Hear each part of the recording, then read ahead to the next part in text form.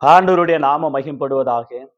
உங்கள் யாவருக்கும் ஆண்டவராக இயேசு கிறிஸ்துவின் நாமத்தினாலே என் அன்பின் வாழ்த்துக்களை சொல்லிக்கொள்ள ஆசைப்படுகிறேன். எனக்கு அருமையானவர்களே, இந்த நாளில் கூட சேஷுதமாக நல்லது ஒரு பாடத்தை கற்றுக்கொள்ள பிதாவாகி தேவன் நமக்கு உதவி செய்வாராக. இந்த நாளில் கூட சேஷுதமாக கடந்த நாட்களில உலர்ந்த எலும்புகள் உயிர் பெறுமா என்ற அருமையான சப்ஜெக்டை நாம் படித்து கொண்டோம். அது ஒரு பாடமாகவே அமைந்து விட்டது. அநேகர் என்னோடு கூட தொலைபேசியில் தொடர்பு கொண்டு அந்த வாழ்த்துக்களும் நல்ல ஒரு பாடங்கள், இது மெசேஜ்ன்றதை விட ஒரு லெசன் என்று அவர்கள் என்னோடு கூட பகிர்ந்து கொண்ட அந்த வார்த்தைகளுக்காக நான் அவர்களுக்கு நன்றி செலுத்துகிறேன்.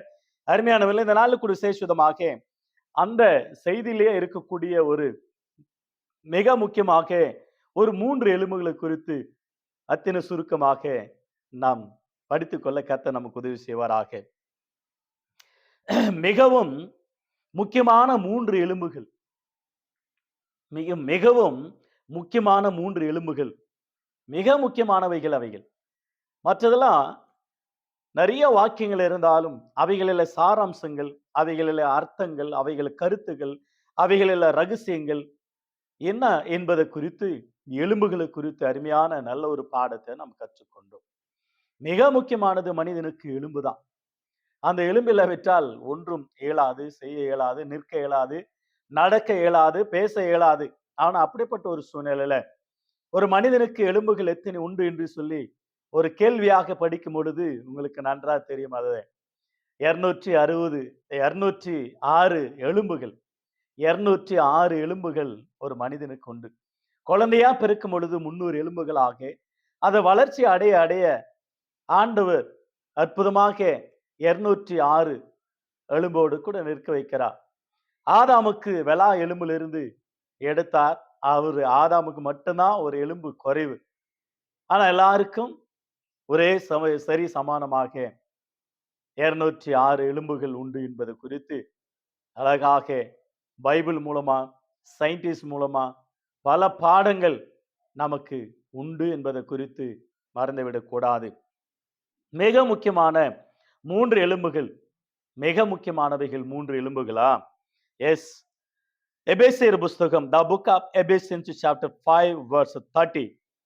எபேசியர் 5ஆம் அதிகாரம் வாக்கியம் 30ஆம் வசனத்தை வாசிக்கலாம். நாம் அவருடைய சரீரத்தின் அவயவங்களாயும் அவருடைய மாம்சத்திற்கும் அவருடைய எலும்புகளுக்கும் உரியவர்களாயும் இருக்கிறோம் என்று வேதம் சொல்லுகிறது. பார்க்க ஆண்டவராகிய இயேசு கிறிஸ்துவினுடைய சரீரத்துக்கு நாம் பங்காளிகளா இருக்கிறோம், உரியவர்களா இருக்கிறோம்.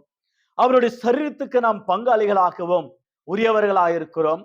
அவருடைய இரத்தத்துக்கும் அவருடைய எலும்புகளுக்கும் நாம் உரியவர்களாக இருக்கிறோம். எவ்வளவு ஒரு அற்புதமானது! இந்த ரகசியம் பெரியது என்று சொல்லப்படுகிறது. கீழே ஒரு குடும்பத்தை குறித்து, ஒரு கணவன மனைவி குறித்து சொல்லிக்கொண்டே வந்து அவர்கள் ஒன்றா இருப்பார்கள், ஒரே சிந்தையா இருப்பார்கள், ஒரே மாம்சமா இருப்பார்கள், ஒரே குடும்பமா இருப்பார்கள், இருவரும் இசைந்து இருப்பார்கள் என்றெல்லாம் குடும்பத்தை குறித்து அழகாக எழுதி வைத்த ஆண்டவர். இந்த குடும்பம் ஆண்டவருக்குள்ளாக இசைந்து இருக்கிறது. அவருடைய சரீரத்துக்கும் அவருடைய எலும்புகளுக்கும் அவருடைய மாம்சத்துக்கும் உரியவர்களாய், சொந்தக்காரர்களாய், சொந்தம் உரியவர்களாய் இருக்கிறோம் என்று அற்புதமான வார்த்தை, அழகான வார்த்தை சொல்லப்படும். It is a wonderful scripture, the word of God, the wonderful, amazing word. எனவே எனக்கு அருமையான கர்த்தருடைய பிள்ளை, நம்முடைய வாழ்க்கையில் எவ்வளவு ரகசியத்தை ஆண்டவர் அந்த வாக்கியத்தில் வைத்திருக்கிறார். நாம் அவருடைய எலும்புகளுக்கும் உரியவர்களாம். ஆதியாகம புஸ்தகம் 2ஆம் அதிகாரம் வசனம் 21ஆம் வசனத்தை வாசிக்கிறேன். The Genesis chapter 2 verse 21. ஆதியாகமம் 2ஆம் அதிகாரம் 21ஆம் வசனம். அப்பொழுது தேவனாகிய கர்த்தர் ஆதாமுக்கு அயர்ந்த நித்திரை வர பண்ணினார். அவன் நித்திரை அடைந்தான். அவன் வெளா எலும்புகளில் ஒன்றை எடுத்து அந்த இடத்தை சதையினால் அடைத்தான். தேவனாய் கர்த்தர் தாம் மனுஷில் எடுத்த வெளா எலும்பை மனுஷியாக உருவாக்கி அவனை மனுஷனிடத்தில் கொண்டு வந்தான். அப்பொழுது ஆதாம், இவள் என் எலும்பிலும் எலும்பும் என் மாம்சத்திலும் மாம்சமாய் இருக்கிறாள், இவள் மனுஷனில் எடுக்கப்பட்டபடினாலே மனுஷி என்னப்படுவாள் என்றான். எவ்வளவு அருமையான ஒரு வார்த்தை. தேவனாய் கர்த்தர் பூமியின் மண்ணினால மனுஷனை உருவாக்கி அவன் நாசில ஜீவ சுவாசத்தை ஊதினான், அவன் ஜீவ ஆத்மாவானான் என்று 2ஆம் அதிகாரம் 7ஆம் வசனத்துல வாசிக்கிறோம். அதுக்கு பிற்பாடு கிழக்குல ஒரு தோட்டத்தை உண்டாக்கி அந்த தோட்டத்துல வைத்து வேலை வைத்தான். அந்த தோட்டத்தை பண்படுத்தவும் காக்கவும் வைத்து பறவைகளுக்கும் மிருகங்களுக்கும் பேர் வைக்கும்படியா வேலையும் கொடுத்தான். அந்த வேலையெல்லாம் செய்த பிற்பாடு ஆதாம் தனிமையாக நின்றதே தேவன் நல்லதல்ல என்று கண்டு ஆதாமுக்கு அயர்ந்த நித்திரை வரவழைத்து அவருடைய விலா எலும்பிலிருந்து ஒன்று எடுத்து ஒரு மனுஷியாக உருவாக்கி அழகான பியூட்டியாக ஒரு ஏவாளை உருவாக்கி அவர் எதிராக கொடுத்தார். மணவாளனுக்கு மணவாட்டை கொடுத்தார். ஆதாமுடைய விலா எலும்புல அவனுக்கு ஒரு மனைவி உருவாக்கணும். ஆதாமுக்கு ஒரு மனைவி, அந்த மணவாளனுக்கு ஒரு மணவாட்டி. இப்பொழுது முதல் திருமணம் ஏதேன் தோட்டத்துல தேவனாய் கர்த்தரே செய்து வைத்தார். ஆதாமுடைய விலா எலும்புல ஒரு மணவாட்டியை உருவாக்கி கொடுத்தார். இரண்டாவதாக இதே ஆதியாகமம் புஸ்தகம் 50ஆம் அதிகாரம், ஆதியாகமம் அற்புதமா இருக்கும் பாருங்க.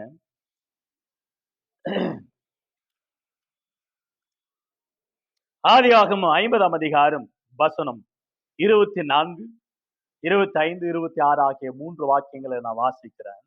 ஆதியாகமம் 50ஆம் அதிகாரம் 24 முதல்.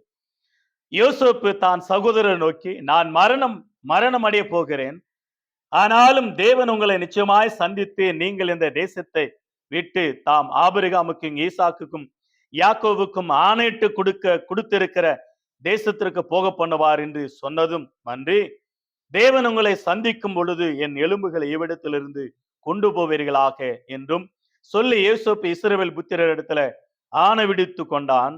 யோசேப்பு 110 வயது உள்ளவனாய் மரித்தான். அவனுக்கு சுகந்த வர்க்கம் விட்டு எகிப்து தேசத்தில் அவனை ஒரு பெட்டிலே வைத்தார்கள். இதை யாத்திராகமம் புஸ்தகம் 12ஆம் அதிகாரத்துல அற்புதமான ஒரு சம்பவத்தை வாசிக்கிறோம் பாருங்க. யாத்திராகமம் புஸ்தகம் 13ஆம் அதிகாரம் 19 பாருங்களேன். யாத்திராகமம் 13:19 ஆகிய வசனம் கவனித்து பாருங்க. மோசே தன்னுடன் கூட யோசேப்பின் எலும்புகள் எடுத்துக்கொண்டு போனான்.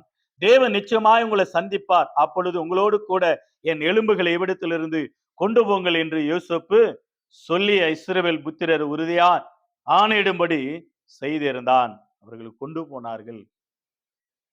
இரண்டாவதாக எலும்பாக யோசேப்பினுடைய எலும்பு குறித்து பார்க்க. அந்த யோசேப்பினுடைய எலும்பு எதை குறிக்கிறது என்றால் கடைசி அவருடைய ஊழியம், கடைசி அல்லது பாதுகாப்பு, ஆண்டவருடைய பராமரிப்பு. அந்த எலும்புகள் தன்னுடைய தேசமாகிய பாலும் தேன் ஓடுகிற கானான் தேசத்துல கொண்டு போனார்கள். யோசேப்புக்கு கிடைத்த அந்த பங்குல அடக்கம் பண்ணினார்கள். The end of ministry, the end of journey, அவங்களுடைய கடைசி பயணம், அவங்களுடைய வாழ்க்கை, ஆண்டவர் பாதுகாப்பாக அந்த எலும்புகளை கொண்டு வந்து அந்த எகிப்து தேசத்திலிருந்து பாலும் தேன் ஓடுகிற தேசத்துல பங்கடைந்த அந்த தேசத்துல வைத்தார்களாம். பாருங்க, யோசுவாவின் புஸ்தகம் 24ஆம் அதிகாரம் 32ஆம் வசனம். இஸ்ரவேல் புத்திரர் எகிப்திலிருந்து கொண்டு வந்த யோசேப்பின் எலும்புகளை அவர்கள் சீகமிலே யாக்கோபு சீகம் தகப்பனாகிய எமோரியருடைய புத்திரன் கையிலே 100 வெள்ளி காசுக்கு கொண்ட நிலத்தில் பங்கிலே அடக்கம் பண்ணினார்கள். அந்த நிலம் யோசேப்பின் புத்திரருக்கு சுதந்திரமாயிற்று. எவ்வளவு அற்புதமாக கடைசி நாட்களில சமுத்திரம் மரித்தவர்கள் ஒப்பு கொடுக்கும், பூமியும் மரித்தவர்கள் ஒப்பு கொடுக்கும். அப்பொழுது கல்லறையில் இருக்கிறவர்கள் மடமடா என்று எழுந்திருப்பார்கள். அவர்கள் எலும்புகள் ஒன்றாக சேர்ந்து எசேக்கியேல் 37ஆம் அதிகாரத்தில் வாசிக்கிறோம் இல்லையா? சிதறி போன எலும்புகள், ஜீவனில்லாத எலும்புகள், நரம்பில்லாத எலும்புகள், சதையில்லாத எலும்புகள், ஜீவனே இல்லாத எலும்புகள், அவைகள் ஆண்டவருடைய வார்த்தையினால் ஒன்றாக இணைந்து பெரிய சேனையாக நின்றார்கள் என்று வேதத்தில் வாசிக்கிறோம். கடைசி காலத்துல எலும்புகள் ஒன்றாக சேரும். பாதுகாப்பு, கடைசி ஊழியம், கடைசி பயணம், கடைசி பாதுகாப்பு, அவங்களுடைய பங்கு நிலம் பரலோகத்தில் ஒப்பு கொடுக்கப்படும். ஒவ்வொருவருமாக உயிர் தெழுந்தவர்கள், நியாயத்தீர்ப்பு அடைந்து பரிசுத்தவான்கள், ஆண்டவர் ஏற்றுக்கொண்டவர்கள் பரலோகம், ஆண்டவர் ஏற்றுக்கொள்ளாதவர்கள், தேவனை மறந்தவர்கள், இயேசுவை பின்பற்றாதவர்கள் நித்திய நரகம் என்று வேதம் சொல்லுகிறது. எனவே எனக்கு அருமையான தேவஜனமே, 3 எலும்புகள் இம்பார்ட்டன்ட், மிக முக்கியமானது. மூன்றாவதாக யோவான் எழுதின சுவிசேஷம் 19ஆம் அதிகாரம் 34 வசனம். யோவான் எழுதின சுவிசேஷம் 19ஆம் அதிகாரம் 34 வசனம். ஆகிலும் போர் சேவகன் ஒருவன் ஈட்டினால் அவருடைய விலாவில குத்தினான், உடனே ரத்தமும் தண்ணீரும் புறப்பட்டது. மூன்றாவது எலும்பாக இயேசு கிறிஸ்துனுடைய எலும்பு. ஆதாமுடைய விலா எலும்புல மனவாட்டி உருவானால், இயேசு கிறிஸ்துனுடைய விலா எலும்பிலிருந்து வந்த அந்த ரத்தத்தினால மனவாட்டியாகிய திருச்சபை, கிறிஸ்துவின் சபை. அப்போஸ்தலர் 20ஆம் அதிகாரம் 28 வாசிக்கிறோம். தேவன் தம்முடைய சுய ரத்தத்தினால சம்பாதித்துக் கொண்ட சபை கிறிஸ்துவின் சபை. அந்த சபை ஆண்டவருக்கு என்று மனவாட்டியாக உருவாக்கப்பட்ட, அவருடைய விலா எலும்பிலிருந்து உருவான அந்த ரத்தத்துல வாங்கப்பட்ட சபை கிறிஸ்துவின் சபையாக இருக்கிறது. ஆகவேதான் எபேசியர் 5ஆம் அதிகாரம் 30ஆம் வசனத்துல அழகா சொல்லப்படுகிறது. இந்த வார்த்தையை வாசிக்கிறோம். அவருடைய மாம்சத்துக்கும், அவருடைய சரீரத்துக்கும், அவருடைய ரத்தத்துக்கும், அவருடைய எலும்புகளுக்கும் உரியவர்களாய் இருக்கிறோமா நாம். It is wonderful. சொந்தக்காரர்கள், உரிமையாளர்கள், உரிமையாளர்கள், சொந்தம், சொத்து. தேவன் என்னன்னா சொல்லும் அப்படியெல்லாம் சொல்லும். ஆகவேதான் 2 கொரிந்தியர் புஸ்தகத்துல அருமையாக அப்போஸ்தலர் பவுல் மூலமாக பரிசுத்த ஆவியானவர் எழுதினார். என்ன வார்த்தையை நாம் வாசிக்கிறோம் என்ற அந்த இடத்துல அற்புதமான ஒரு வார்த்தை. 2 கொரிந்தியர் 11ஆம் அதிகாரம் 2ஆம் வசனம். நான் உங்களை கற்புள்ள கன்னிகையாக்கி கிறிஸ்து என்னும் ஒரே புருஷனுக்கு ஒப்பு கொடுக்க நியமித்தபடியால் உங்களுக்காக தேவ வைராக்கியமான வைராக்கியம் கொண்டு இருக்கிறேன். அவர் மணவாளனா இருக்கிறார். நாம் கிறிஸ்து சபையாக்கி விசுவாசிகள் மணவாட்டியா இருக்கிறோம். ஆகவே மணவாளனாகிய இயேசு கிறிஸ்து வருகிறார் சீக்கிரமாக. ஆகையினால் அவருடைய எலும்புக்கு உரியவர்களும், அவருடைய மாம்சத்துக்குரியவர்களும், அவருடைய இரத்தத்துக்குரியவர்களும், அவருடைய சரீரத்துக்குரியவர்களாய் இருக்கிறோம். நம்மை கற்புள்ளவர்களாய், கரைப்படாதவர்களாய், குற்றமற்றவர்களாய் அந்த பரிசுத்த ரத்தம் எலும்புகளிலே, அந்தந்த கணுக்களிலே உண்டாகும். தன்னுடைய சுய ரத்தத்தினால் நம்ம சம்பாதித்துக் கொண்டார். ஆகவே எனக்கு அருமையானவில்லை, எலும்பு குறித்து வேதம் எவ்வளோ காரியங்களை, உலர்ந்த எலும்புகள் உயிர் பெறுமா என்ற டாபிக்ல நாம் படித்துக் கொண்டோம். பட் இந்த நாள்ல important 3 points, very important 3 points, மிகவும் முக்கியமானவைகள் 3 எலும்புகளை குறித்து நாம் படித்துக் கொண்டோம். கர்த்தர் சுத்தமானால் வருகிற நாட்கள்ல இன்னொரு தலைப்பில கூட உங்களோடு கூட சந்திக்க கர்த்தர் உதவி செய்வாராக. ஆதாம் எலும்பில் இருந்த ஒரு மனவாட்டி, மோசே எலும்பு பாதுகாப்பு. இன்றைக்கும் பிரமிடுகள் பாதுகாக்கப்படுகிறது. ஆண்டவர் பாதுகாக்கிறார் இருக்கிற பரிசுத்தவான்களுடைய எலும்புகளை ஒன்று முறிந்து போகாதபடிக்கு சங்கீதம் 34ஆம் சங்கீதத்தில் வாசிக்கிறோம். பரிசுத்தவான்களுடைய எலும்புகள் முறிக்கப்படுவதில்லை என்று.